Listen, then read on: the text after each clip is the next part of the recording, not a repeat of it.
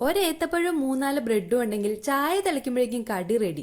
ആദ്യമായി ഏത്തപ്പഴത്തിന്റെ തൊലി ഉരിഞ്ഞ് കുരുകുനാന്ന് കീറി ഇത്തിരി ബട്ടർ ഒഴിച്ച് അതിലേക്ക് നല്ലോണം അങ്ങ് വഴറ്റിയെടുക്കണം. അത് വഴന്നു വരുമ്പോഴേക്കും ഒരു ബൗളിലേക്ക് ഒരു കോഴിയുടെ മുട്ട കുത്തിയൊഴിച്ച് 1 ഗ്ലാസ് പാലൊഴിച്ച് 1 സ്പൂൺ പഞ്ചസാര ഇട്ട് നല്ലോണം അങ്ങ് മിക്സ് ചെയ്തെടുക്കാം.